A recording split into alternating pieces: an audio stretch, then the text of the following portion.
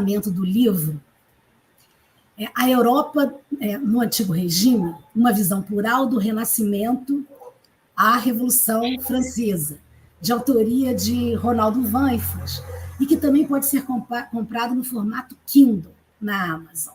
Bom, Ronaldo é um autor que dispensa, né, apresentações, mas eu destaco algumas das suas obras clássicas, que muitos de vocês devem conhecer, como Trópico dos Pecados, A Heresia dos Índios, Traição, Jerusalém Colonial, e Antônio Vieira, Jesuíta do Rei. Ronaldo também ganhou o Prêmio Jabuti em 2012. Né?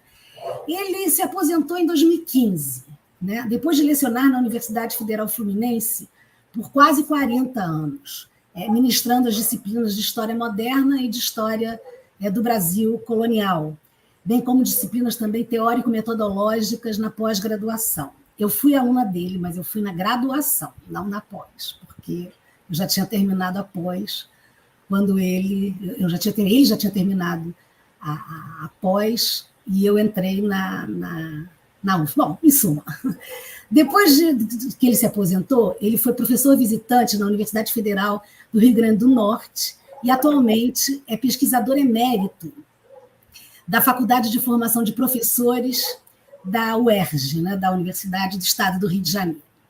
Ronaldo, ele me deu um presente, né, ao concordar em publicar uma obra sua numa pequena editora como é a editora Cantagalo.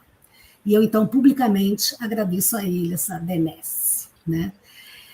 Para conversar com o Ronaldo, nós convidamos o professor Anderson de Oliveira, que atua nas mesmas disciplinas, modalidades que Ronaldo, História Moderna e História do Brasil Colonial, só que na Universidade Federal do Estado do Rio de Janeiro, a Unirio.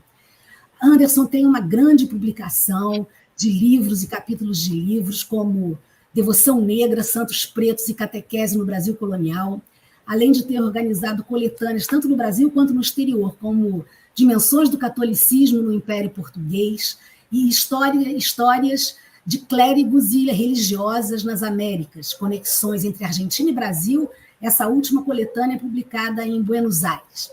Eu agradeço imensamente ao Anderson por ter aceitado esse convite, e agora, sem perda de tempo, eu passo a palavra a Ronaldo e depois ao Anderson, e esperando que essa conversa seja bastante proveitosa. Muito obrigada. Então, Ronaldo. Bom, eu que agradeço, Sheila, o convite para essa atividade, também a oportunidade de publicar esse livro. Enfim, eu agradeço muitíssimo ao Anderson por ter aceitado participar e levantar questões sobre o texto e as questões que ele aborda. Também o Gustavo aí, que está com... Eu ia falar isso, que eu tinha esquecido de apresentar o Gustavo. Ele é o nosso assistente midiático. Deve ser mencionado, né? Claro, lógico. Eu acompanhei a carreira dos dois historiadores que aqui estão. Sheila, desde a graduação, na pós, foi mais uma interlocução entre colegas. Você participou da minha banca de doutorado. Exatamente. Claro. Já vínhamos conversando sobre sua tese. Anderson também, acompanhei desde a graduação, um aluno brilhante, muito acima da média, e acompanhei o seu trabalho na pós-graduação. Fui professor do Anderson no curso de pós-graduação e tenho atualmente participado com o Anderson de algumas atividades acadêmicas, principalmente de bancas de teses ou dissertações na Unirio e outrora na UF, onde eu lecionava. Lecionei durante muitas décadas. Quase 40 anos. Então, para mim, uma grande honra estar aqui com vocês nesse evento. Muito obrigada, Ronaldo. Anderson, as suas palavras iniciais, e depois você já pode começar com a conversa. E aí eu saio de cena, eu vou ficar em off, aqui, assistindo vocês também como uma mera espectadora. Boa noite a todos. Eu também gostaria de começar agradecendo o convite e a confiança de Sheila e de Ronaldo, que me possibilitaram estar aqui nessa noite, podendo estabelecer essa conversa com o professor Ronaldo Vanck. Como ele já disse, foi meu professor na graduação, também na pós-graduação, esteve na minha banca de doutorado também. E, para mim... Nosso professor, Anderson. Foi nosso professor. Então, para mim, é uma honra estar participando dessa conversa aqui com o Ronaldo e espero poder conduzir essa conversa aqui da melhor maneira possível, fazendo jus ao nosso ilustre convidado dessa conversa com o autor, o professor Ronaldo Vanck. Bom, gente, agora eu estou indo, então, tá? Vou só assistir. Bem, Ronaldo, iniciando essa nossa conversa, esse nosso bate-papo aqui nessa noite, eu queria começar essa nossa conversa pela concepção do livro, pela ideia do manual. Nós que conhecemos a sua sólida contribuição para a historiografia brasileira, que tem como característica importante trabalhos monográficos, sempre assentados em farto corpus documental, que é uma das características suas, essa valorização da pesquisa empírica, do trabalho com a documentação. E, com isso, a minha primeira questão para a gente começar a discutir aqui diante de toda essa sua produção e de um estágio já bastante maduro na sua trajetória, na sua carreira, o que motivou você, nesse momento, a escrever um manual? Da onde é que veio essa inspiração? Obrigado, Anderson. Olha, essa vontade de escrever um manual veio depois da minha aposentadoria na UF, e eu fiquei 2 anos sem lecionar, mas a partir de 2017 voltei a lecionar e me reencantei com o trabalho docente. Não é? Tanto lecionando em Natal, na Federal do Rio Grande do Norte, como na UERJ, na Faculdade de Formação de Professores. E, embora fosse sempre contratado com a obrigação de atuar na pós-graduação, eu me disponibilizei para atuar na graduação. E foi uma decisão muito gratificante. E eu ministrei muitas disciplinas de história moderna. Então, a certa altura, passados alguns anos, eu tive vontade de sistematizar num livro panorâmico os cursos de história moderna, a estrutura da minha leitura da história moderna, que eu praticava como professor na graduação. Então, essa é uma motivação muito pessoal, que tem a ver com um momento da minha carreira, né? Sem prejuízo de trabalhos baseados em fontes documentais, às vezes inéditas, e que nesse livro aparecem somente en passant, como as fontes impressas e traduzidas. Não é um livro baseado em pesquisa arquivística. É um livro baseado na historiografia e, eventualmente, em fontes impressas. Agora, uma segunda motivação seria, eu digo francamente, a todos, foi de oferecer uma opção para os professores e estudantes de história que ainda se interessam pela história europeia.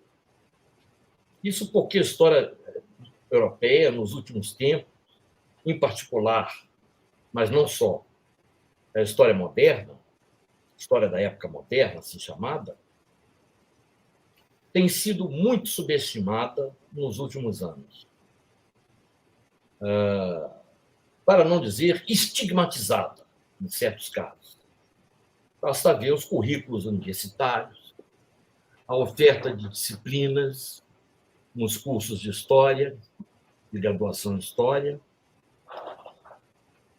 Eu percebo que a onda, no momento, quando se trata de história moderna, é a adoção da perspectiva de uma história global, pluricontinental, que, de fato, é deslanchada pela expansão europeia, não é? Que inventa o planeta. Não é? Mas esta opção pela história global, muitas vezes, se move pelo combate ao chamado eurocentrismo, como filosofia histórica. Não é? E, muitas vezes, a história dita global acaba sendo a história de outras histórias de outros continentes, que nada tem a ver com história moderna, estrito sensu, porque sequer a cronologia da história da China, por exemplo, ou da Índia, ou da África, tem a ver com essa periodização, certamente, ocidental.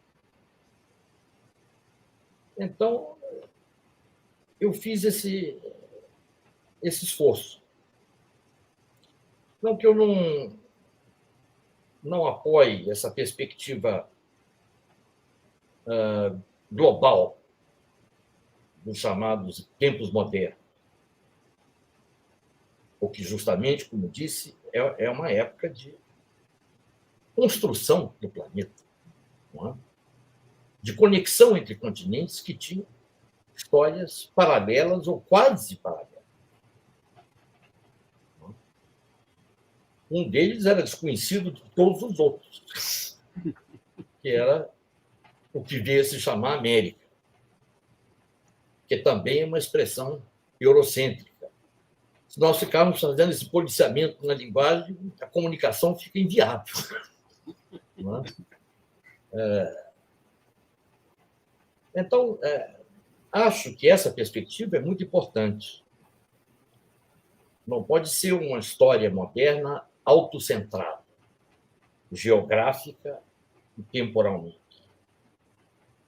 Mas há de ser também, e muito, uma história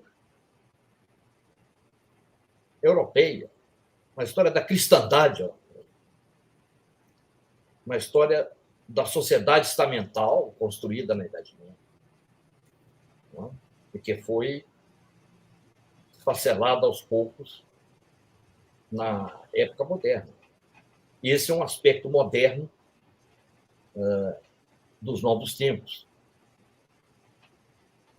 Então, isso me estimulou a fazer um livro sobre história europeia, como uma chamada para que é importante estudar a história europeia. Não daquela maneira tradicional e laudatória, não é? Como se fazia outrora.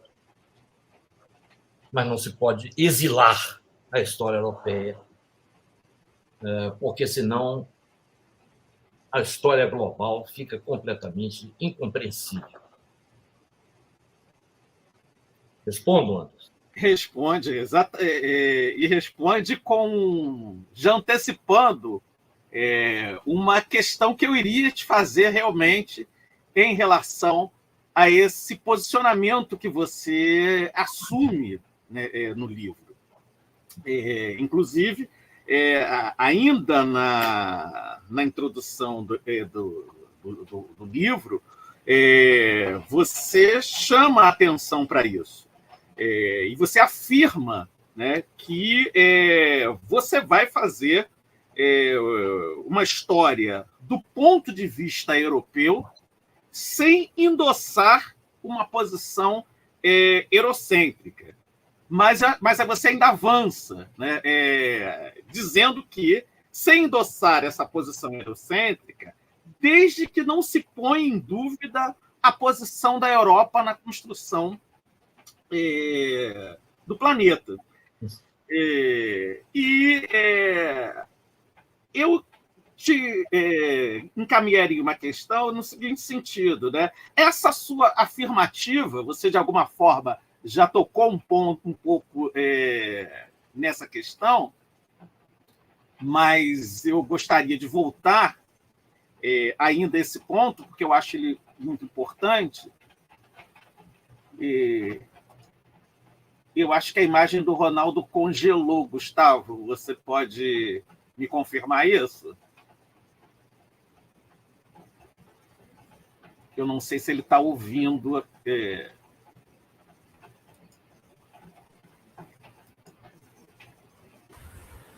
Eu acho que Ronaldo que congelou. Isso, eu percebi aqui isso. Deixa eu ver se ele... Deixa eu ver se ele vai sair e vai entrar de novo, eu acho.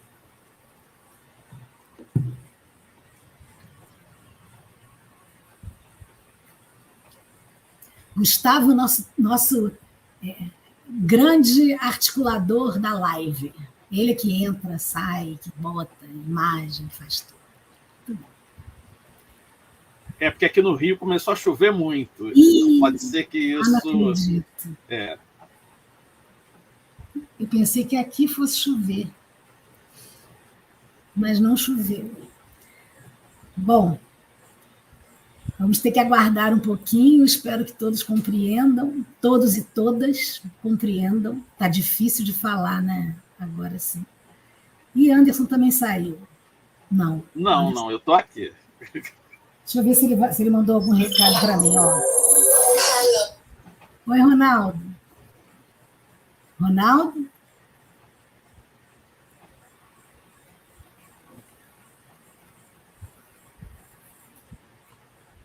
Deixa eu ligar para ele pelo celular. Oi, Ronaldo. Apagão? Vamos... Ah, meu Deus do céu, não acredito num negócio desse. Vamos aguardar um...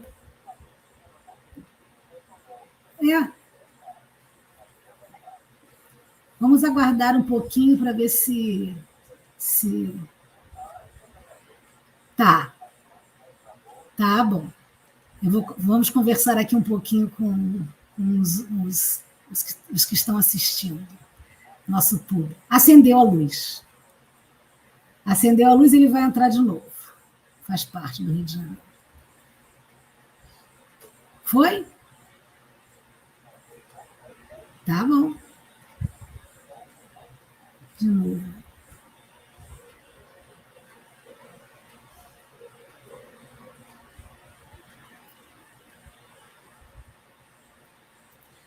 Deixa eu só falar assim, o Elias está comentando que ele tem o livro do Jerusalém Colonial, né?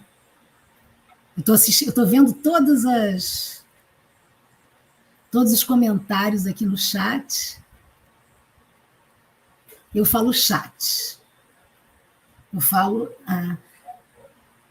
Oi? E não chat, não. Eu acho que a gente tem que falar de uma forma mais... Como está escrito em português, apesar de ser um sotaque britânico, né? Falar chat. Regina Celestino, que está aqui, é que pode me dizer que ela morou muito tempo na Inglaterra. É irlandês? Chat? Pagou de novo, gente. Vamos aguardar, que vai voltar, tenho certeza. A gente vai terminar essa...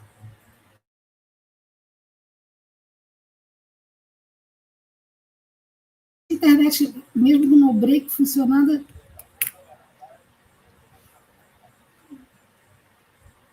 Anderson, aí o seu não acabou não, né?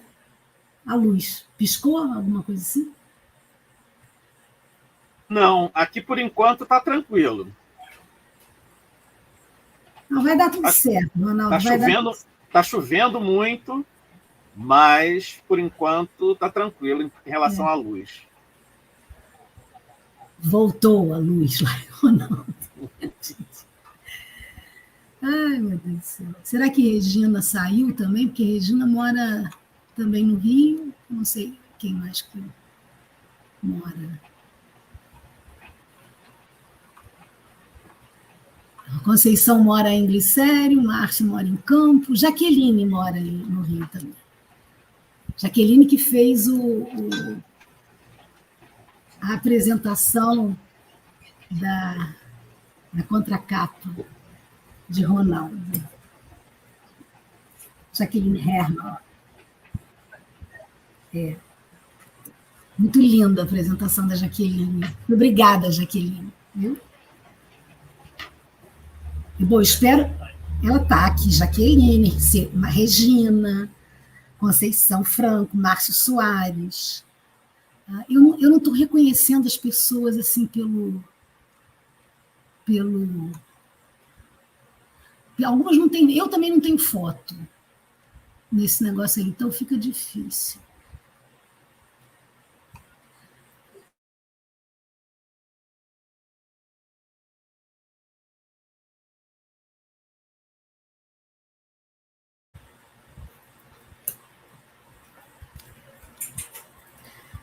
Aqui também, você sabe que você está online, né? Você sabe que você está ao vivo, né, Gustavo?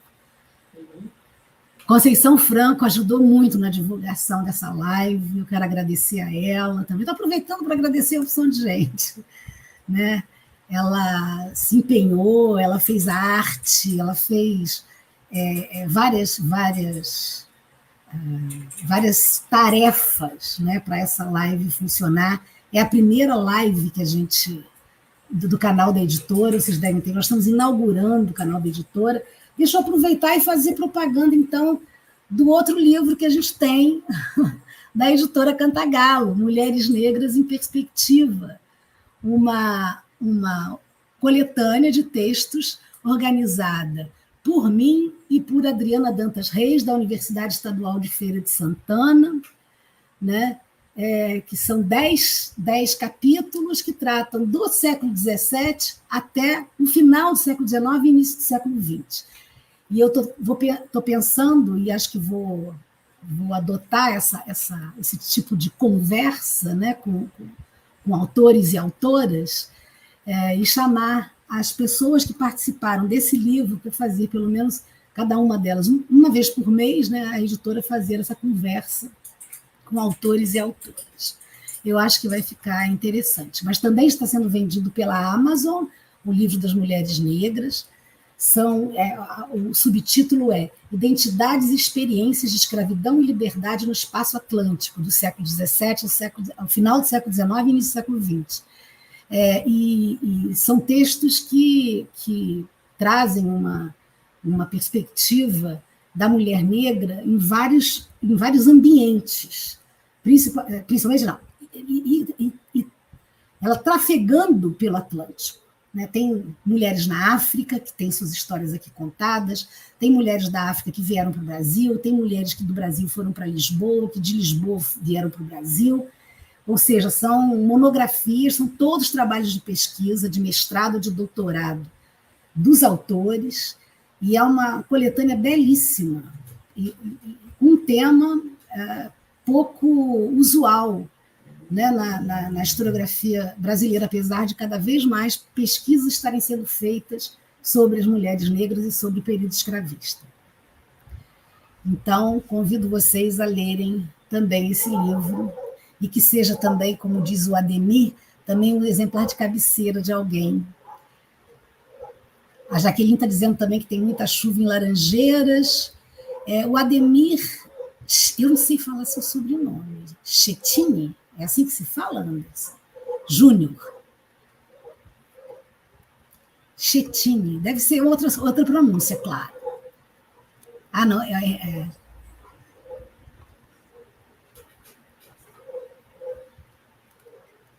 Isso. O Anderson se mutou. Oi? O Anderson se mutou, será que foi de propósito? Anderson se mutou. Está mudo. Sim, não, eu tirei o som, né, mas eu estou aqui. Deixa eu ver se... Porque Ronaldo, ele saiu até da... Eu tirei o som para não atrapalhar a fala da Sheila. Estou fazendo propaganda, né? Aproveitando o público. Isso aqui vai ficar gravado, né? Vai ficar... Eu não sei se a gente pode editar o vídeo depois para... Eu vou ver depois. A gente está dando um passo de cada vez para fazer as coisas, porque é um desafio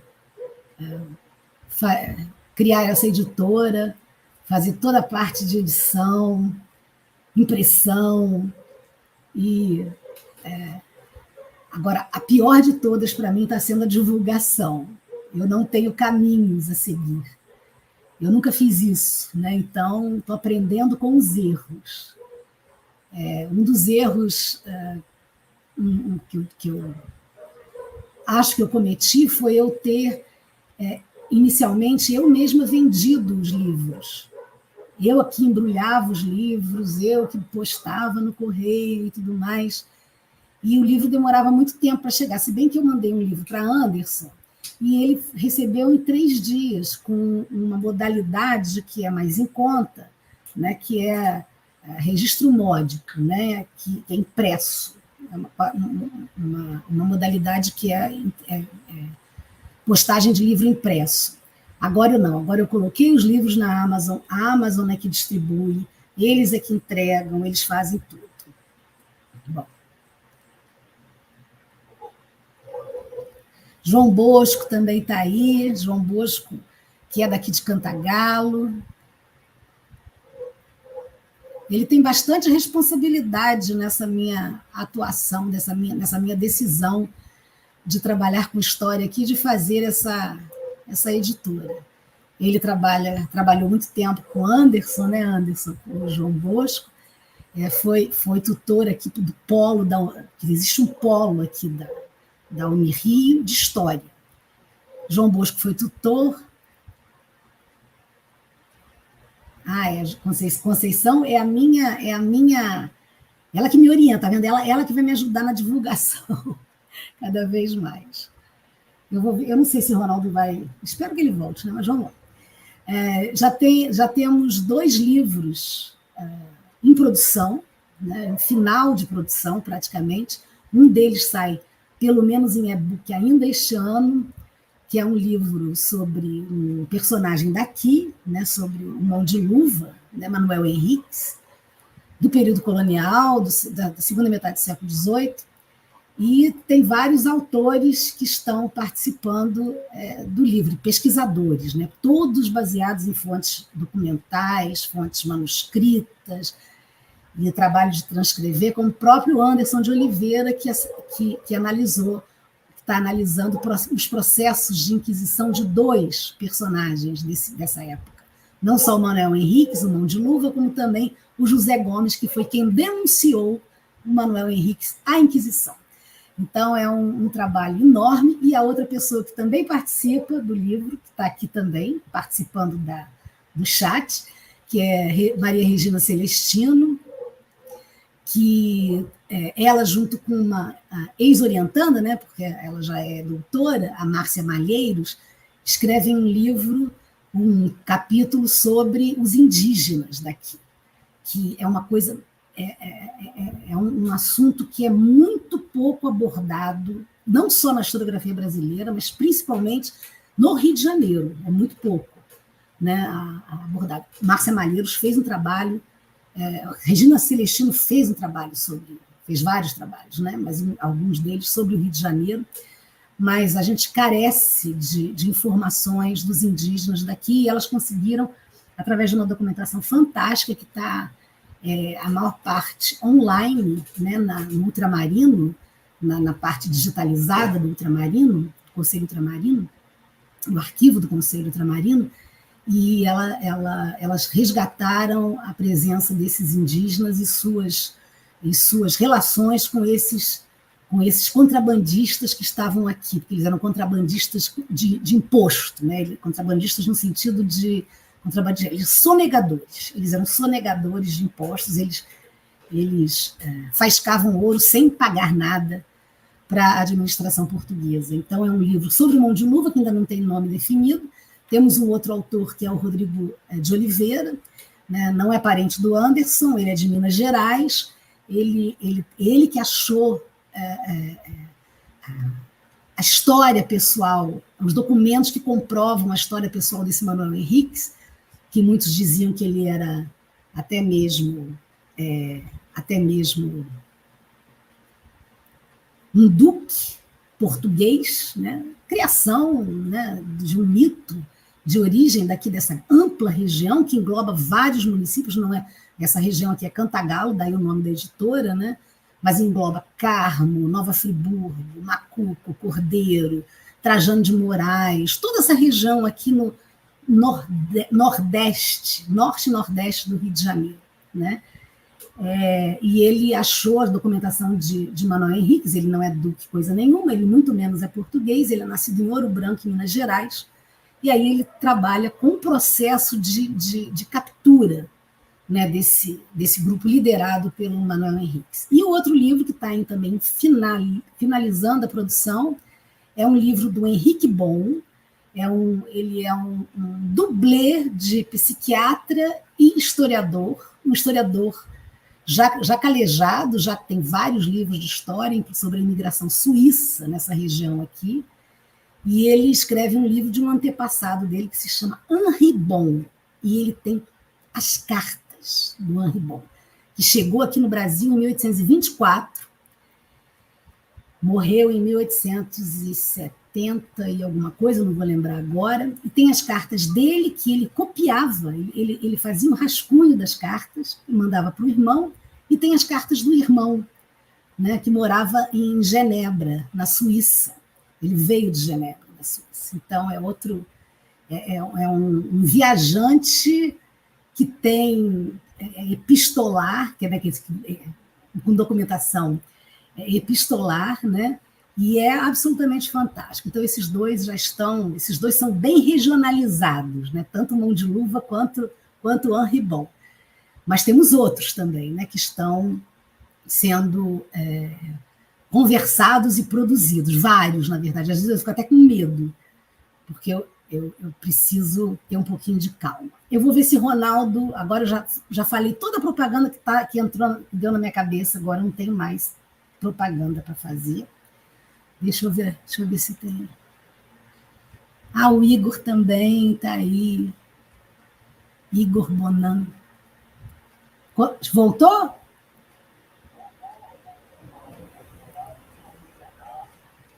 Tá. Não, então a gente espera só para saber. Voltou a Lúcia, só está tentando entrar, tá ótimo. Sem problema, a gente aguarda, fica tranquilo. Todo mundo está aqui ainda no chat. Mas já acontece, né? Essas coisas do tempo não tem muito jeito. Tá bom? Até já, Ronaldo. Gente, quem entrou agora, é só aguardar um pouquinho, que na casa do Ronaldo faltou luz. Igor, pela valorização regional, eu sei disso. Tanto o nome da editora, né, Igor? Igor também é daqui de Cordeiro, aqui pertinho, né? Mas eu acabei ficando aqui, né, morando aqui, então me apaixonei por aqui, e é isso que eu Eu estou adorando fazer com muito medo, gente, com muito medo. Então, se vocês puderem divulgar esse livro, consulte. Foi Conceição que escreveu isso, Gustavo? Foi, né? Conceição, ela atua em várias frentes na editora Cantagalo. Ela é minha grande revisora. Ela fez a revisão do Mulheres Negras, a revisão depois da diagramação. Porque depois que faz a diagramação, tem que rever tudinho para ver se não pulou letra, se entrou o parágrafo direito. É trabalhoso. E Conceição fez dos 2 livros, tanto do Mulheres Negras quanto esse do Ronaldo. Me ajudou com os mapas, porque os mapas... A versão... Eu lembrei de falar uma coisa para vocês também sobre o livro do Ronaldo. O livro do Ronaldo está em preto e branco, né? Exceto as imagens de abertura dos capítulos, aquelas que são coloridas, o resto das imagens estão em preto e branco, mas no e-book está tudo colorido. Todas as imagens coloridas, lindíssimas, lindíssimas. Infelizmente, não deu para imprimir o livro com as imagens coloridas, né? Não tinha como. O livro ia custar para o comprador muito caro. E não é o objetivo do livro, né? O objetivo do livro é atender a professores, né, de ensinos fundamental e médio, né, de atender a estudantes de graduação e o público leigo em geral, porque esse livro de Ronaldo dá para qualquer pessoa leiga ler e entender do que ele está falando, né, Anderson? Aí eu já ia falar um bordão que a gente tinha aqui, mas eu não vou falar, não. Exatamente. Exatamente. Ai, ai. Vamos ver se ele consegue ou não. Mas justamente a pessoa principal, olha só, não que o Anderson não seja principal, mas a pessoa que tinha que falar que ficou sem luz. Gente, que horror que eu falei, meu Deus do céu, todo mundo aqui é principal. Mas é porque quem está assistindo, depois pode assistir, porque fica salvo no YouTube, né? Todo vídeo fica salvo no YouTube. Mas... sem o Ronaldo, ele falou que está configurando alguma coisa. Ronaldo não sei. Bom, vamos ver. É porque depois que falta a luz, desliga tudo para voltar, leva um tempo. Conectar, né? Leva um tempo, não é imediato. O roteador deve ter. Desligou também, para falta de luz. Ah, é. Então, até ele reiniciar. Pode ser o problema do roteador.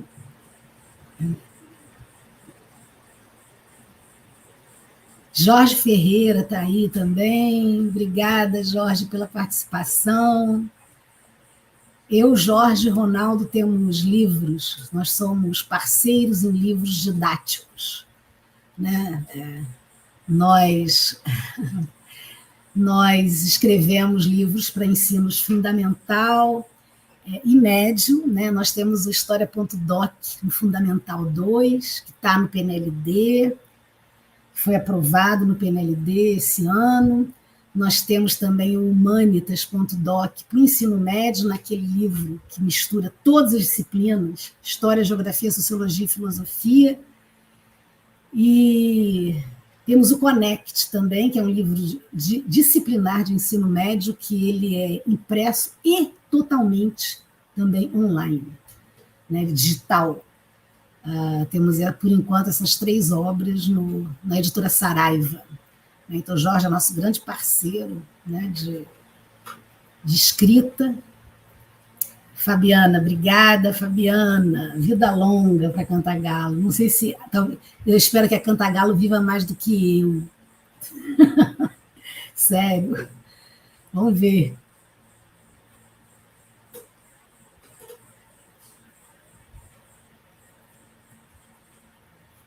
O que você acha, Anderson? A gente espera mais um pouquinho? Eu acho que sim, né, Sheila? As pessoas estão aguardando aí. Ronaldo está voltando. Aqui, o Gustavo disse que o Ronaldo está voltando. Já estou aqui. Ai, que bom! Oi. Ai, que bom! Então, gente, Ronaldo, você não imagina a propaganda que eu fiz da editora Cantagalo enquanto você estava off. Muita propaganda. Gente, desculpa eu ter falado isso tudo, mas foi absolutamente de improviso. Então, até já. Continue.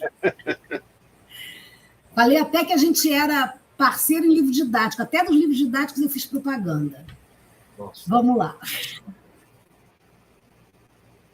Bom, vamos retomar aqui a conversa com o professor Ronaldo Weinflas, depois desse pequeno contratempo técnico. E, Ronaldo, retomando um pouco aonde você parou na sua fala antes do sinal cair, você falava da importância, né, da história moderna e eu chamava a atenção para o fato de que você assume no livro que é um livro construído, você afirma, né, a partir de um ponto de vista europeu, sem ser eurocêntrico, né, mas isso desde que a Europa, ou de que a posição da Europa na construção do planeta não fosse colocada em segundo plano, não fosse desprezada, como você mesmo reconheceu na sua fala inicial, que em alguns momentos isso acaba acontecendo. Essa afirmativa que você faz e traz no livro, ela se aplicaria também à historiografia, né? Mesmo aquela que, sobre o pretexto de negar o eurocentrismo, adota uma posição de minorar o papel da tradição europeia na construção do conhecimento histórico? Olha, eu diria que uma parte da historiografia que esposa a ideia de uma história moderna pensada como história global minora sim, porque enfatiza mais as metamorfoses culturais, socioculturais, deslanchadas em sociedades de outros continentes, a partir da lógica delas próprias. Então, os processos europeus em si são colocados como coadjuvantes, às vezes mesmo como coisas acidentais. Não é? Então, se troca um eurocentrismo por um afrocentrismo, muitas vezes, por um brasilcentrismo, isso então, não é? E assim vai pelos outros países da América Hispânica, o mesmo em relação à Ásia. Esse é um risco, não é? Sob a preocupação legítima de combater uma visão fundamentalmente eurocêntrica, se exilar a história europeia, não é? E perder-se aí o eixo, não é? E o protagonismo europeu no processo de construção do planeta. Porque os planetas não se conectaram por acidente, mas sim por iniciativa europeia, antes de tudo portuguesa. Não é? Então, acho que voltar a estudar a história da Europa, sobretudo nas disciplinas de história moderna e contemporânea, para usar uma nomenclatura clássica do nosso tempo de formação, é muito importante. É nisso que eu insiro essas reflexões que você fez acerca do meu ânimo ao propor esse livro. Panorâmico, evidentemente. Respondo? Responde, com certeza. Vamos vamos abordar outras questões aqui importantes que, ao meu ver, você resgata do livro. Você constrói um manual, na verdade, que tem uma tese, né? Você afirma uma tese nesse manual. A partir de uma releitura inspirada, né, no Tocqueville, a de que o antigo regime é a Europa em ruínas. Considerando essa tese, Ronaldo, que você afirma no livro, e uma discussão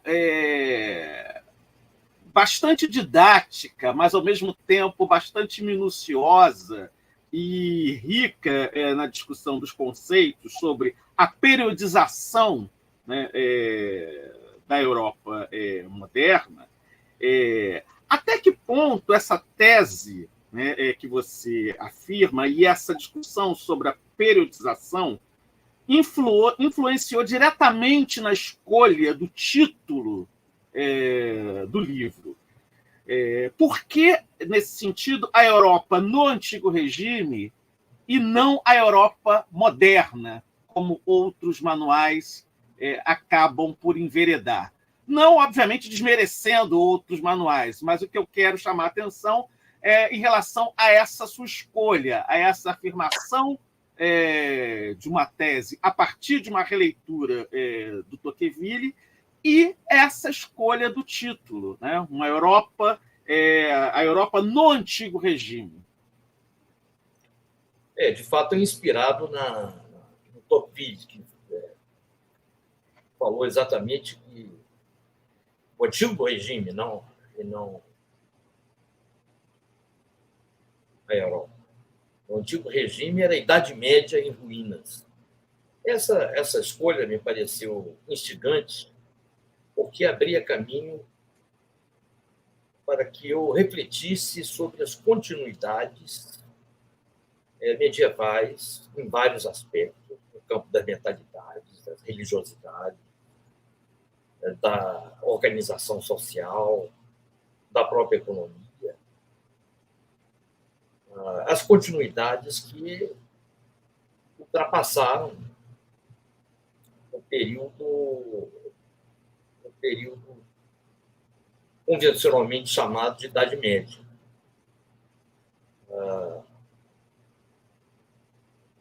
E, nesse sentido,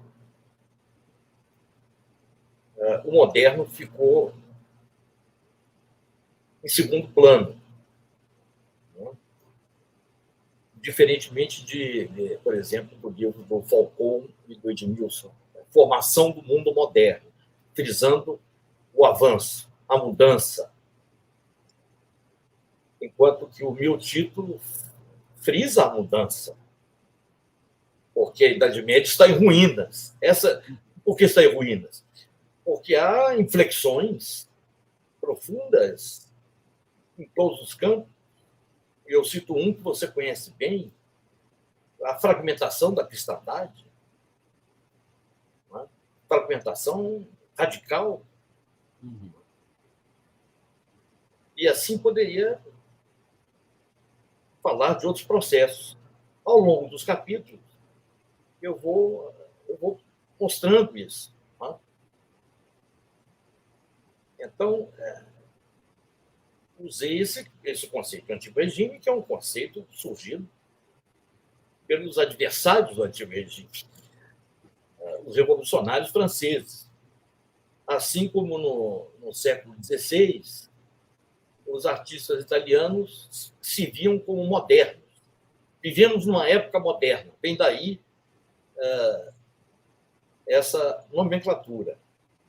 E, paradoxalmente, o moderno que se afirmava como moderno por retornar à antiguidade clássica. De todo modo, o que era chamado de moderno nos séculos XV e XVI passou a ser antigo e desprezível no final do século XVIII, ou a partir do final do século XVIII. São questões aparentemente vocabulares, mas que embutem discussões ou opções conceituais de relevo. Tá? Então, o título tem a ver com isso. Agora, o subtítulo, que acho que foi a editora que deu, fazendo aí propaganda da Cantagalo e da Sheila, o subtítulo indica, talvez, uma tese mais importante do que a do título, que tem um charme literário, digamos assim. E qual é essa tese? A exposição dos grandes temas e de pequenos temas relacionados à história moderna, priorizando as controvérsias historiográficas e avaliando aqui e ali, eu como autor, os avanços, as incoerências, as pertinências, as novidades, sem fazer a opção a priorística por tal ou qual interpretação, mas jogando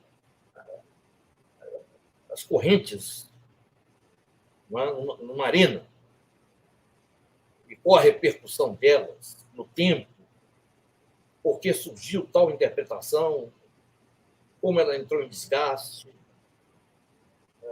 Por isso a visão plural. Cada tema tem a dinâmica que o campo de estudo prioriza. As reformas, por exemplo. O que é central para se estudar as reformas, incluindo a Contra-Reforma, ou a Reforma Católica, é fundamental estudar questões de ordem religiosa, não só da religião, enquanto norma, mas das religiosidades, enquanto crenças e atitudes cotidianas. Esse deve ser o foco para se fazer entender, estimular a entender esse processo histórico fulcral que ocorreu nesse período e teve uma repercussão, uma longevidade bem extraordinária. E não ficar buscando em todo lugar conexões socioeconômicas, como boa parte da bibliografia e a maior parte dos manuais costuma fazer. Não é? Há um eixo, que é a transição do feudalismo ao capitalismo, um eixo e um tema protagonista para definir a época moderna ou o antigo regime, a transição do feudalismo ao capitalismo, e os outros temas, sejam os temas canônicos e clássicos, sejam até, embora em menor escala, os temas microanalíticos, são explicados em função desse eixo. E, às vezes, o resultado é desastroso na memória de Deus. Uhum. Eu tenho um capítulo só dedicado exclusivamente a esse tema da transição. E ali eu procuro aprofundar, dentro das minhas limitações, a história dessa discussão e os conceitos nela envolvidos. Eu só volto a esse assunto em outros capítulos para dizer que o processo que estou examinando não tem nada ou tem pouco a ver com a tal transição do feudalismo ao capitalismo. Há que buscar explicações ou no campo da religião, ou no campo da política, não é? Ou no campo da cultura literária, e por aí vai. Se você me permite, eu queria aproveitar esse gancho justamente para resgatar essa discussão que você faz, que me parece bastante pertinente em torno dessa tese que você persegue no livro. Quero tratar depois mais especificamente da religião, até por questões que são comuns, né, aos nossos interesses, mas antes de avançar para isso, eu queria voltar a essa questão que você enunciou aqui do debate da transição. que essa questão da transição ela foi um conceito-chave, como você mesmo chamou a atenção agora, numa historiografia hoje mais tradicional, para explicar o mundo moderno, essa questão da transição do feudalismo para o capitalismo. Você, no livro, na verdade, realiza o que eu entendi como uma verdadeira arqueologia desse conceito de transição, recuperando textos do Marx, né? Você vai aos textos do Marx, chamada acumulação primitiva do capital, e em outros textos, né, do Marx, aonde você mostra que essa ideia da transição não elaborada como os marxistas vão fazer depois, mas ela, de alguma forma, já estava ali indicada por Marx, e as contradições dentro do próprio trabalho do Marx em relação a esse conceito da transição, e você avança, né, nesse debate no interior do marxismo, e a uma certa altura desse capítulo, né, e dessa arqueologia que você faz, você afirma que muito se discutiu, muito se esgrimiu em torno dessa questão, que você reconhece como mais uma obsessão teórica do que um trabalho de explicação histórica, né? Todo esse debate. E aí é uma questão que eu queria que você refletisse para a gente nesse momento. Nesse sentido, né, que você dá a essa discussão aqui no texto, o conceito de transição ele estaria definitivamente superado enquanto explicação para a época moderna, e a sua discussão hoje desse debate ela é muito mais válida como um tema da história da historiografia do que propriamente como uma explicação para a época moderna? Olha, Anderson, eu tendo a concordar com essa sua última frase. Eu acho que vale a pena, mais como um tema da história da historiografia, e enquanto isso é muito rico esse tema, do que como uma chave explicativa da história das sociedades europeias do Ocidente. Eu procuro fazer até uma história desse debate, da importância desse debate, porque no pós-guerra, no pós-Segunda Guerra Mundial, a historiografia marxista, o pensamento marxista e a visão de mundo marxista ganhou um prestígio muito grande. Na historiografia inglesa, por exemplo, mesmo na historiografia francesa, e daí a outros países, se contrapondo a manuais ou livros mais inspirados pelo velho historicismo. Isso foi se expandindo pelo mundo, e colonizando os cursos de história, exceto em alguns países muito ciosos das suas tradições historiográficas, como a Alemanha, por exemplo, ocidental. Mas, mesmo ali, essas questões se fizeram presentes. Aqui no Brasil, por exemplo, a minha formação universitária era essa. Eu, por conta própria, lia outros livros e abriam outras janelas. Mas admito que tentava fazer essas conexões, porque o eixo interpretativo era esse da transição. Você também foi formado nessa linha, embora menos do que eu, já num tempo em que a universidade se abriu mais a outros pontos de vista, a perspectiva histórico-antropológica, por exemplo, a valorização das religiosidades com suas próprias dinâmicas, o que é um legado da aproximação da história com a antropologia, não é? Nós nos formamos aí, mas isso tem história. Não é? O livro do Christopher Hill sobre a Revolução Inglesa, de 1940, virou uma espécie de vademécum explicativo da Revolução Inglesa, quando, na verdade, houve duas revoluções.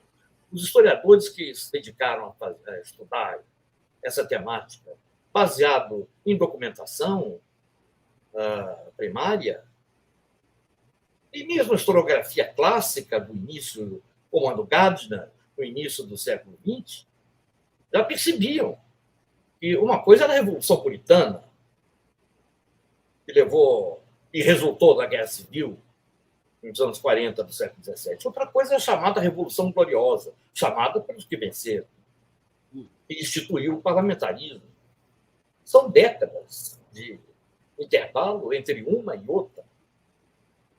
Nos dois fenômenos, o aspecto religioso está presente, mas muito mais, muitíssimo mais na Revolução Puritana e por Rose do que da Revolução Gloriosa, onde sobressai o político e o institucional.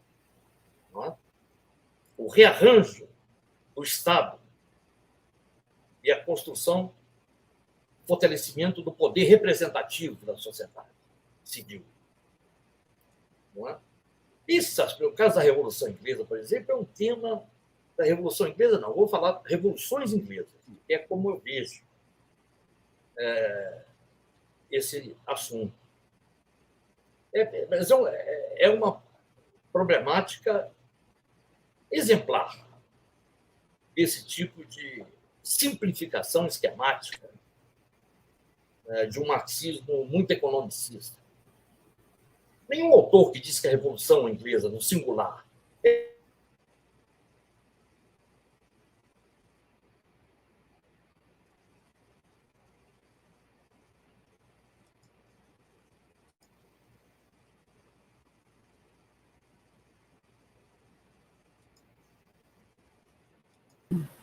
Eu acho que tivemos outro problema lá com o sinal do Ronaldo, né? Tivemos. E eu vou falar com ele agora, porque talvez ele nem saiba que ele caiu.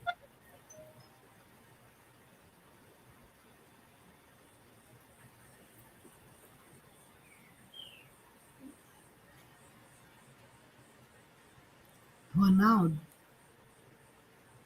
Que isso? Ronaldo? Apagou e acendeu de novo, então a gente aguarda de novo.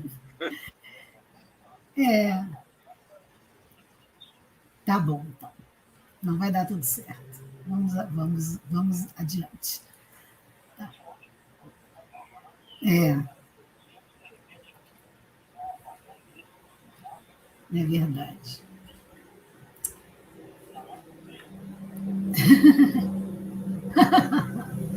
Vou contar essas coisas aqui, que agora eu estou de novo, eu entrei na live para falar com você. Não vou contar, não, vou deixar. Tá bom. Tá certo. É assim, né?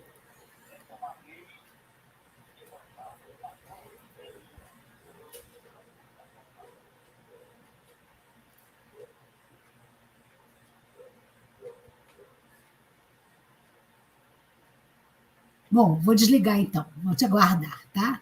Tchau.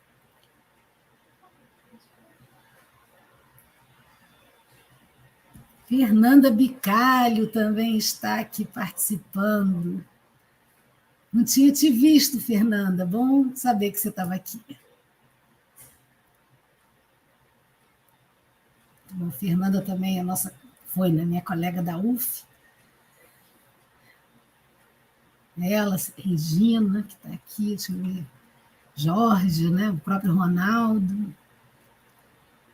Jaqueline é da UFRJ.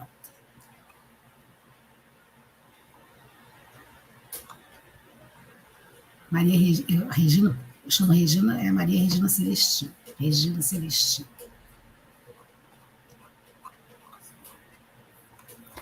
Faltou a luz e ele já está voltando.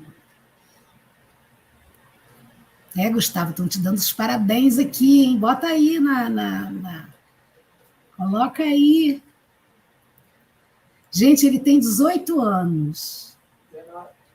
Que 19? Eu fiz aniversário. Ah, é porque ele vai fazer aniversário ainda. Eu fiz. Você já fez 19? Quando? 2 semanas. Isso a gente não pode falar na live. Que eu não soube do seu aniversário. Como é que pode?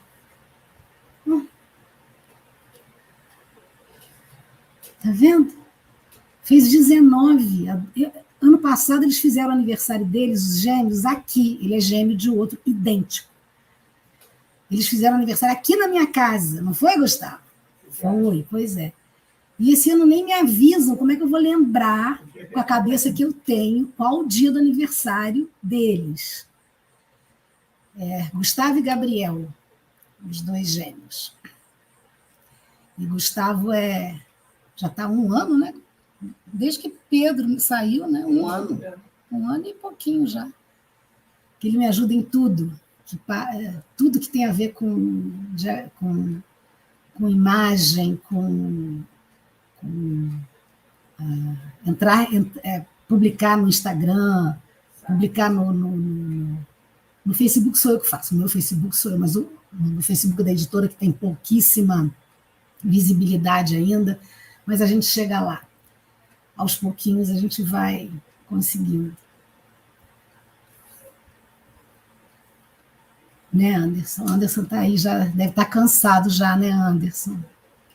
Não, aqui, apostos. Ronaldo pediu para dizer que, se não tiver jeito, a próxima... Oi, Ronaldo.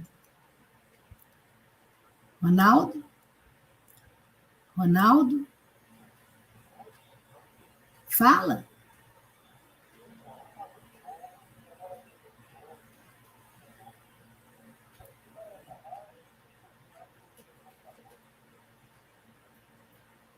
É verdade.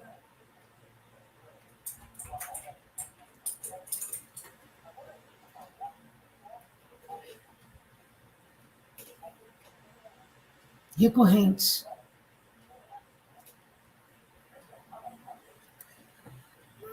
Você que decide. Se você quiser encerrar, você diz aí o que eu devo falar para as pessoas e a gente fala e pronto. Ou eu boto você aqui. Estão a par, que está faltando luz aí. Gente, olha, eu estou online também, eu tô ao vivo aqui com eles. É que a luz acabou, voltou. Aí ele estava religando o computador, a luz caiu de novo e voltou. Aí ele está inseguro até por conta do equipamento dele, né? Que fica nessa... Ele está com o no-break sem uso, né? Não está quebrado. Então, ele está preocupado com esses picos de energia. Aí eu não sei, eu acho que eu peço a Anderson para falar umas últimas palavras aqui, para falar mais ou menos do livro e tudo mais, e a gente tem uma outra oportunidade. O que você acha, Ronaldo? Pode ser?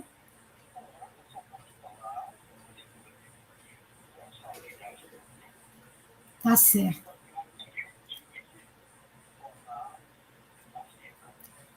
Tá certo, tá certo. E se até lá, até Anderson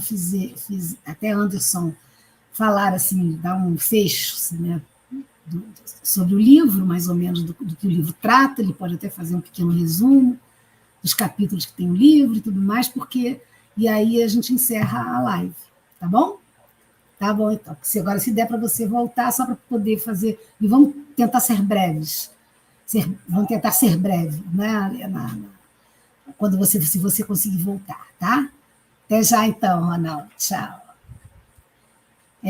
Ele vai tentar voltar, mas aí a gente já vai para o encerramento mesmo, porque eu acho que realmente, do jeito que está, Jorge estava dizendo que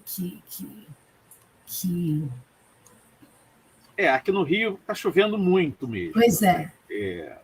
Aqui em casa, onde eu moro, não faltou luz, mas a chuva está muito forte. Então, isso deve estar prejudicando os sinais de internet de uma forma geral no Rio. Todos que moram no Rio estão me dizendo aqui no Zap que está chovendo muito onde eles estão. Sim. Onde eles moram, né? Flamengo, Leme, não sei o que e tudo mais. Então, aí, Anderson, se a gente podia dar uma... Você podia só dar assim, uma geral, né, no livro, falar algumas coisas que você considerou, o que você destacou, que você iria conversar com ele só, e a gente encerra a live, não tem jeito. Sim. Bom, uma pena que que os problemas técnicos hoje nos impeçam de ir um pouco mais adiante nessa conversa com o Ronaldo, que é sempre muito interessante, e sempre uma oportunidade, né, quando o Ronaldo expõe, fala, comenta sobre os seus trabalhos, a gente aprende sempre bastante. E esse, ao meu ver, é um esforço de síntese muito importante que Ronaldo faz com esse livro, com esse manual sobre história moderna, que, ao meu ver, é bastante útil para alunos do ensino universitário e também para professores, né, que atuam no ensino básico, no ensino médio, porque Ronaldo faz um esforço, como ele mesmo chamou a atenção aqui, por percorrer, ao longo dos capítulos, a historiografia, os diversos pontos de vista construído sobre os temas.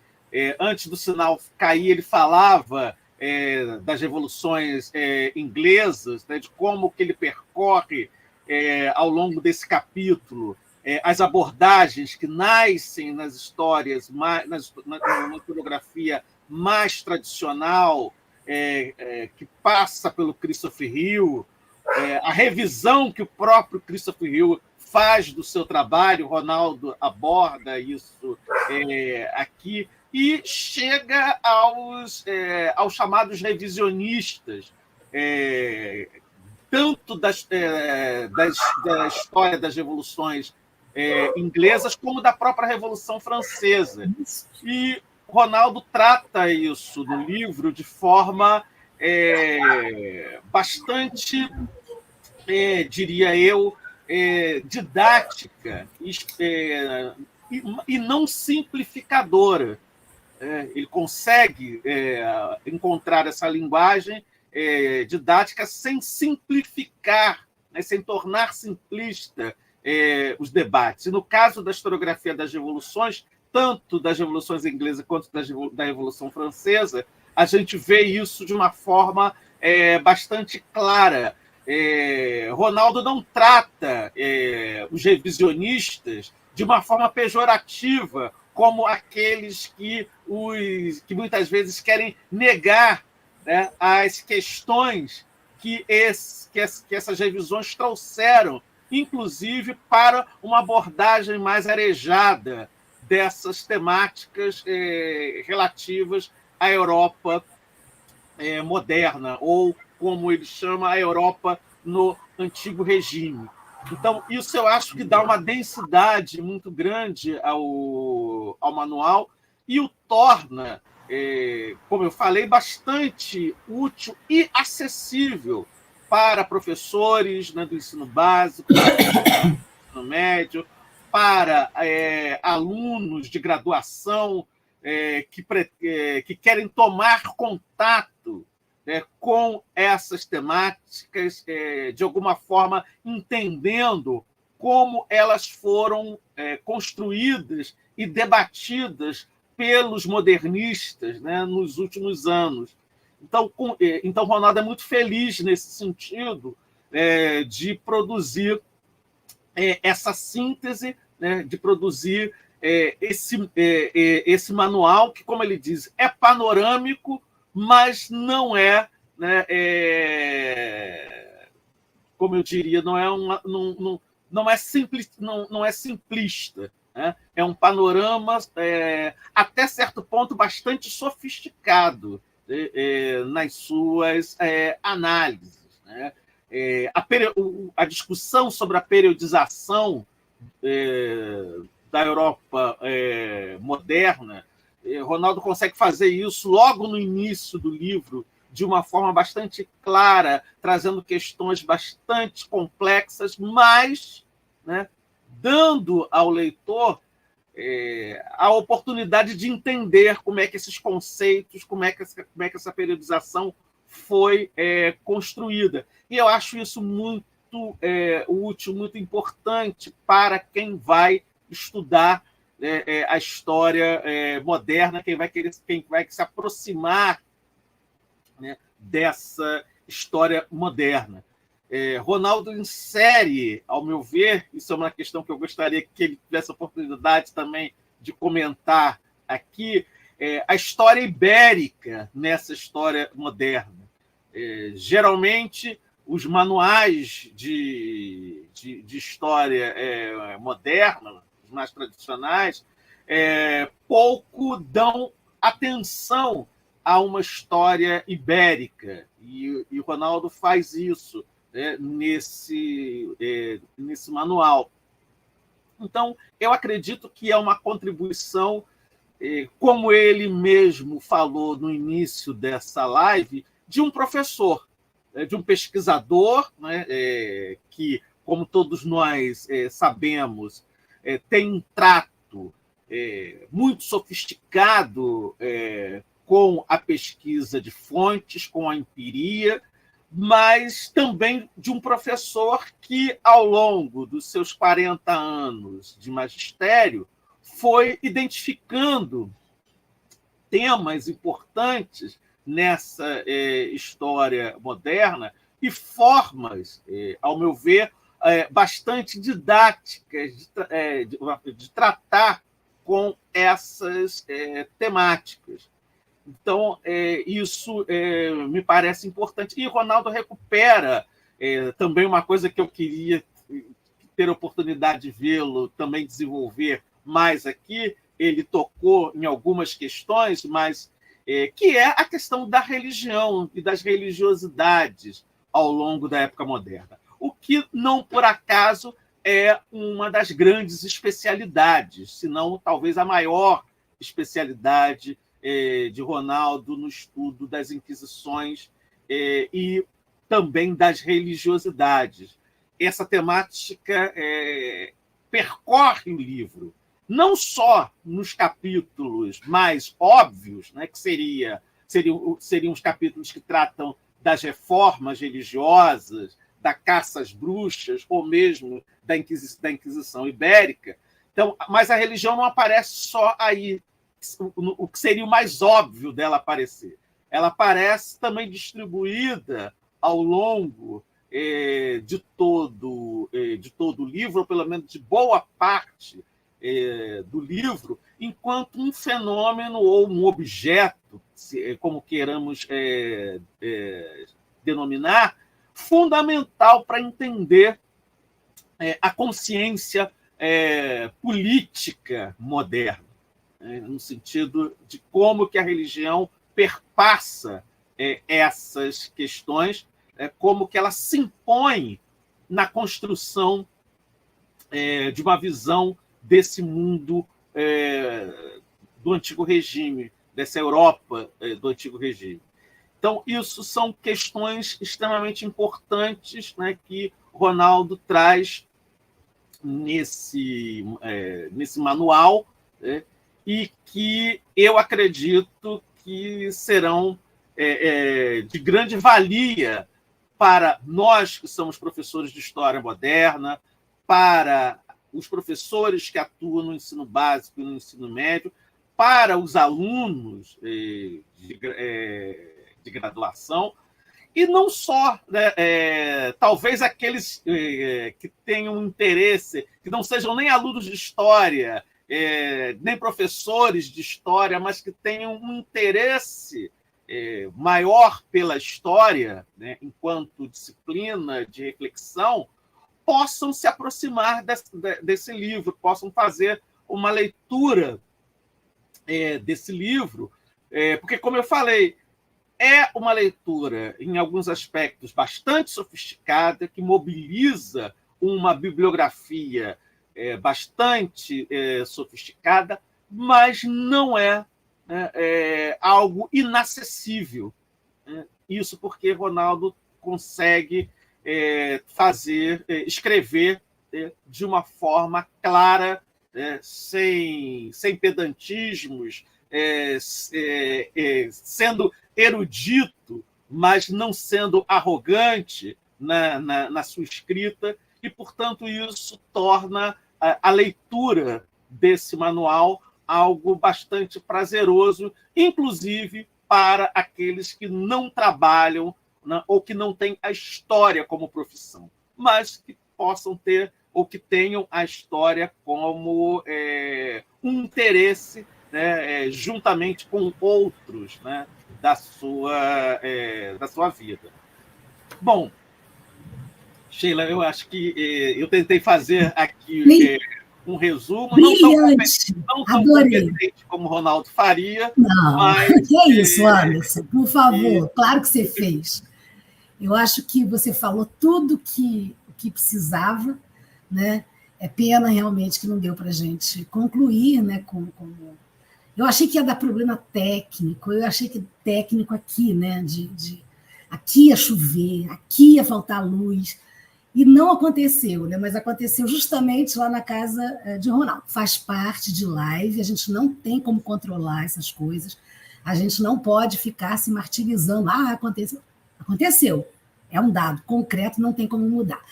Mas eu agradeço, Anderson, a sua leitura, a sua dedicação.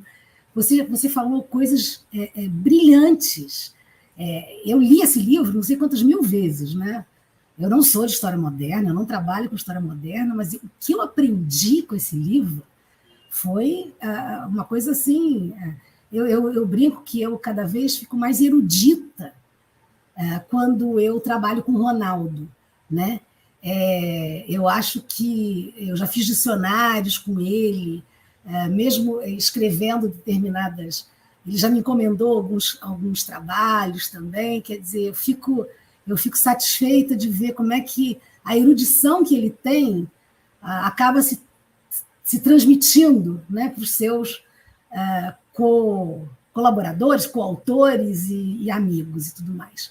Mas esse livro realmente é especial, eu agradeço muitíssimo a você por você ter tido esse cuidado todo, ter elaborado essas questões, né, com ele.